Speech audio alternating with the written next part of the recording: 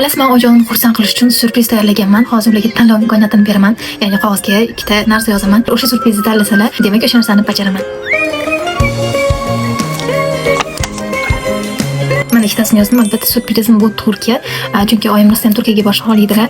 Ikkinchisi bu kinosidaniya. Kinoga borish ham yoqtiradi. Hozir chesni syurpriz qilamiz. Qaysinisini tanlasalar, o'sha narsani amalga oshiramiz. Qani ketdik, so'raymiz.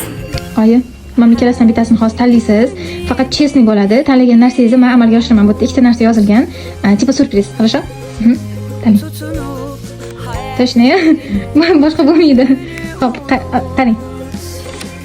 Sizni kinosidaniyaga taklif qilaman. Ikkinchi qog'ozda Turkiyaga sayohat borligini aytmay, Turetskiy restoranga iftorlikka olib bordim. Turkiya vaybini biroz his qilgandan so'ng kinoteatrga yo'l oldik. Bugun men aynan Jannat onalar oyog'i ostida 2 onamga maktub filmini tanladim. Chunki bu film oddiy hikoya emas. Bu ona mehrining qudrati haqida. Film davomida farzandning onasini izlab qolgan safari, yo'ldagi sinovlar yurakka juda chuqur ta'sir qildi. Ba'zi sahnalarda ko'z yoshlarimni yashira olmadim. Chunki har bir kadrda ona degan muqaddas so'zning naqadar buyukligi sezilib turardi. Shu payt yonimda o'tirgan onamni his qilib, ichimda shunday o'yladim. Biz baxtni uzoqdan qidiramiz. Aslida esa u yonimizda, onamizning duosida, mehrida. Onamizni xursand qilish uchun katta sabab shart emas. Eng katta baxt uning yonida bo'lish. Onangizni asrang azizlar. Chunki jannat onalar oyog'i ostida.